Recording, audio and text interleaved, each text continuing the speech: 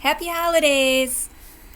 So right now we're kind of in that last stretch of the holiday season, um, and we're tending to notice some of the differences in the season itself, and the weather changes, the shorter daylight hours, longer nights, um, all that kind of stuff, and a lot of people tend to experience a little bit of the seasonal blues, I guess you could call them. And it gets increased a lot around now with this stretch of all the holidays. You've got Thanksgiving, then you've got your Christmas Eve and your Christmas Day, and you got New Year's Eve and you've got New Year's Day. I mean, and they're just all back to back like that. Um, Everybody feels rushed. There's so much to do and so much planning to do, and there's a lot more socializing for most people with their family and their friends, and which is great, but it can also cause a lot of stress. um, so a lot of people tend to experience feelings of depression around now, and there's actually a good reason for it all. It's not just the added stress of the holidays. um, it is something that is called seasonal affective disorder, aka SAD. And SAD is a common mental health issue. It takes place around now when the days are shorter and the nights are longer. Um, and it happens generally when the seasons change.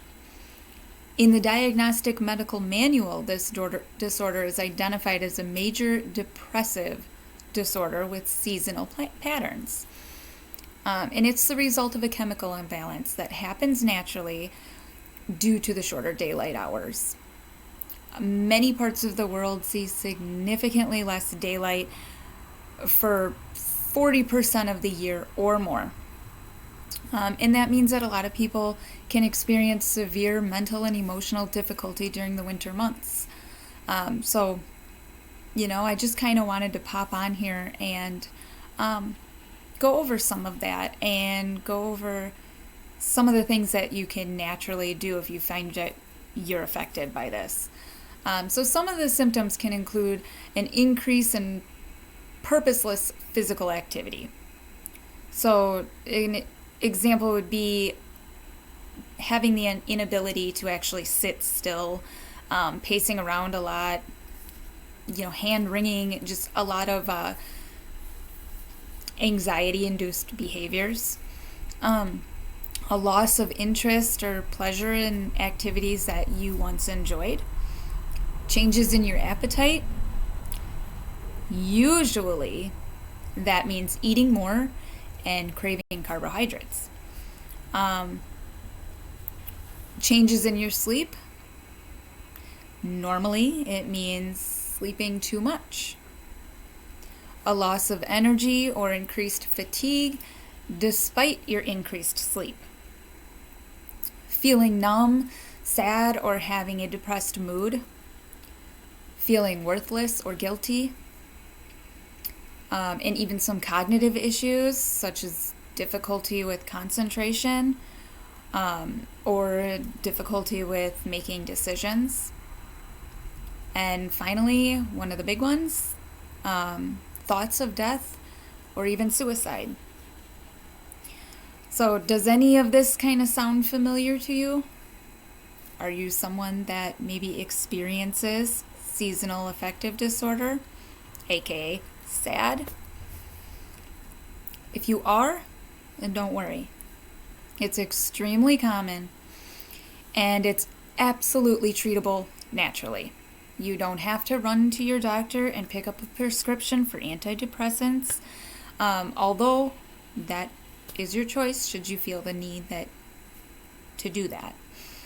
But, if you think about it, just like a lot of animals hibernate in the wintertime, people often feel the need for more sleep as well. And it's all because of this change in season, and it's the shorter daylight hours causing this chemical imbalance. We are animals, so take that into consideration and just be gentle and understanding with yourself and with others around you. So here's some simple little steps that you can take to kind of try to combat this seasonal affective disorder naturally. So first, breathe new light into your space. If you have the ability to do so, reorganize your office or your living space so that it's facing a window. Okay? Allow yourself to be exposed to natural sunlight throughout the day. If you can't rearrange, open your curtains. Let the sun shine in as much as possible. And as an added benefit to doing that, get yourself some vitamin D supplement and take it daily. Vitamin D boosts your serotonin production, and that impacts your mental health. Because of the shorter daylight hours, we don't get as much vitamin D naturally from the sun. So it's important to try to supplement that so that you can balance that out. Increasing vitamin D, because that increases your serotonin, it in turn increases your cognitive function, and it limits impulsive behavior, and it combats depression. So next, make yourself a playlist. Music is to the soul that words are to the mind. So accumulating your favorite music and sharing it with other people can be a really helpful place to shift your focus and cultivate your creativity. Keep your music positive though, and keep it soulful. You don't want to go playing all this negative stuff that maybe it's a favorite song, but it's talking nothing except about, a death or illness or, your dog dying or whatever. I mean, that's not going to bring any of the positive vibes to you. So be mindful of the kind of music you're playing if you do this. Also, get fresh air. I know this one's become kind of cliche when it comes to talking about advice for depression, but there is good reason for it. And it's not because it's a cure-all. Fresh air is not going to cure everything for you. But because when it works along in conjunction with other things, it actually does help. If the weather permits, go for a short walk, get some fresh air, or at least just try to step outside for a few minutes every day. If you live in a place where it is very, very cold and it's too cold to go outside for a few minutes, that's okay. You don't have to do it, don't risk your health in that way just to get this fresh air. But if you have the ability and you can do it, go do it. It's good for you. Open a window if you can, breathe in the fresh air that way. Another one is connecting with your inner child. Sit down and write at least 10 things that you used to love doing when you were a kid. It's kind of a fun little exercise that you can do in a group and share your results, or even do with your own kids if you have any, or other family members. But sit down and write out these 10 things that you used to love to do as a kid when you were growing up. And then pick at least one of those things on that list and do it daily, or at least do it each week. Connecting with our inner child is vital during times like this. Eat a healthy diet. During this time of the year, people tend to opt for snacks and junk food. They feel like they're always rushing around, so they're hitting the fast fast food restaurants all the time. They're going through the drive-through. They're dosing themselves with caffeine and, with coffee and with soda and energy drinks just to try and keep going. Desserts are everywhere, and they're offered very frequently around these busy holiday seasons. But choose your foods wisely. Even though like a little treat every now and then, that's fine. But be cautious about overindulging, okay? And this goes actually really for most of these actually go for every day, not just now. But I'm talking about it now because we're kind of in that season where we see a lot of people that are just kind of sad and bummed out. The foods that we feed our bodies absolutely impacts our mental health just as much as it impacts our bodies. So just be cautious of what you're eating and how much of it you're eating. It's okay to have a little bit every now and then, if you're at Thanksgiving or whatever and you decide you're gonna try out a couple of pies or whatever, cool, that's fine. But, don't opt for eating pie every damn day, when grandma makes all her sugar cookies and stuff, yeah, it's cool to have one or two of them, but you don't need to have cookies every single day. Okay, all of these higher sugars and the carbs and all that stuff really has an impact. It takes a toll on your mental health. So, just be cautious about what you're eating and how much you're eating. And it's okay to say that you don't want any dessert. Okay? Most people are not going to be upset about that because now you're leaving them a little bit more.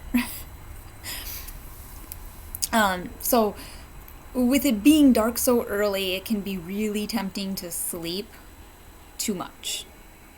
And a lot of times we end up going about our daily routines and, looking at the clock and constantly thinking to ourselves, it's only X o'clock right now, it feels like it's so much later. Well, this shift in the way our biological clock works can make us want to get in bed when it's 6 o'clock at night, when we would normally be in bed at 9. It's in coordination with this earlier sun setting. And while it's perfectly fine to go to bed earlier, try to use the extra little time that you have because you're going to bed a little earlier. Try to use that time in bed to, read a book or journal or meditate rather than spending it laying in bed browsing your social media, playing games on your phone, or just downright sleeping too much.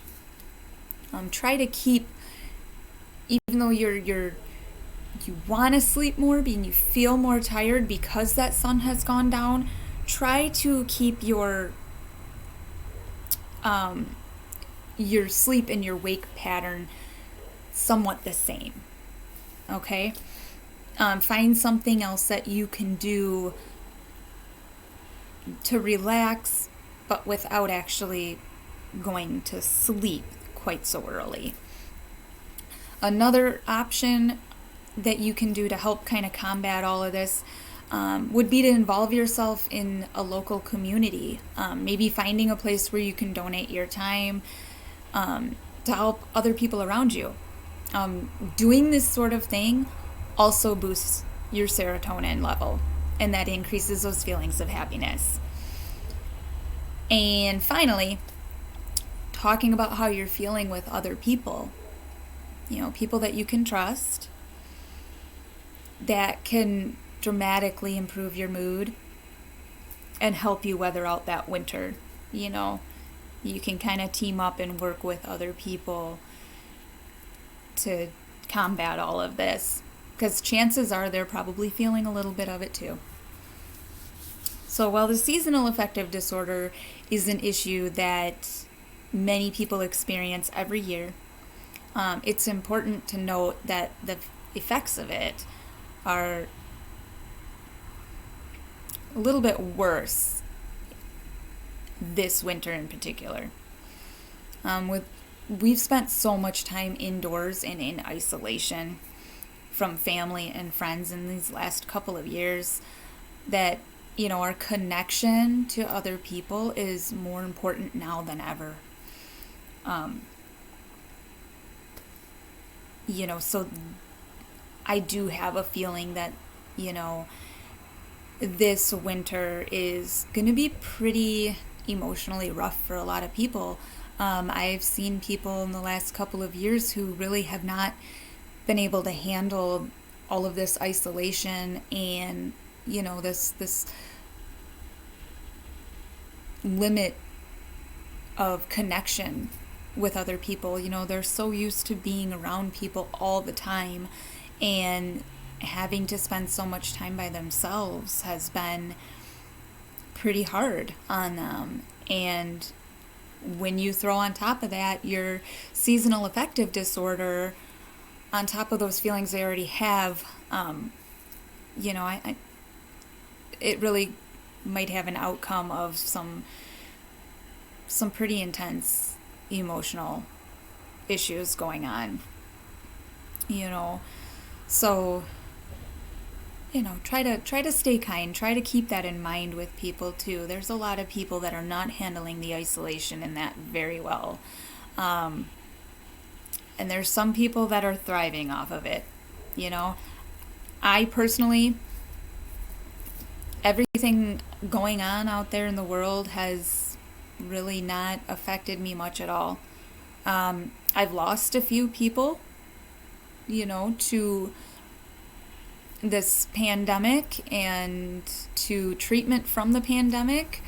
I've lost people from that, and it's sad, but when I group it all together and put it all together, my daily routine really hasn't changed much. It's actually, in a way, good for some people, I think, because it causes them to have to slow down, and it causes them to have to spend more time with themselves and getting to know themselves. So it's not all bad. It can just be a little bit harder for the people who, are not used to doing that, or, you know, maybe struggle liking themselves. That can be pretty tough when you're forced to have to sit with somebody that you have a hard time accepting in the first place. So just as we're kind of noticing all the lethargy and the cognitive issues and the difficulty with making decisions, just knowing that other people are experiencing these things too can help allow us to be a little bit more patient with ourselves and with the others around us. And also, just know that you're not alone. If you are feeling kind of depressed and bummed out right now, you're not alone in it. We're not strangers to the quirks this time of the year creates in everybody's lives.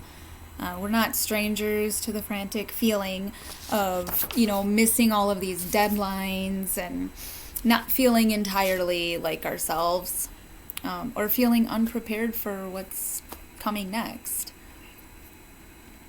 So just, remember that you are not alone.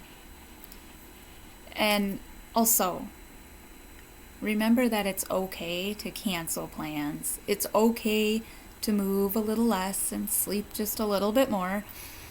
It's okay to be feeling how you're feeling. But finding comfort in the fact that all of this is temporary, and the sun will be awake and shining on you with longer, brighter days again soon, is comforting. So I just kind of wanted to go over a little bit about S.A.D, or the seasonal affective disorder. I see a lot of people that deal with that every year, and sometimes a few times a year. And it's hard, but it is part of life, and we don't control Mother Nature. She does her own thing. But there's blessings in it all too. I mean, like I said, with all of this solitude and the isolation and the disconnection that we've had with other people, in a way that's kind of forced us to have to slow down and be a little bit more grateful for the things that we have and learn to actually accept and enjoy our own company. And that's not a bad thing. To me, I think that's actually a very good thing, but it can be a hard thing to process, and it can be a hard thing to deal with if you're, not used to it. So, as always, just reach out. My inbox is always open. You can reach out to me if you want to. Reach out to your friends, reach out to your family if you need to. And most importantly, remember, this kind of feeling is normal, it's common, and it's temporary.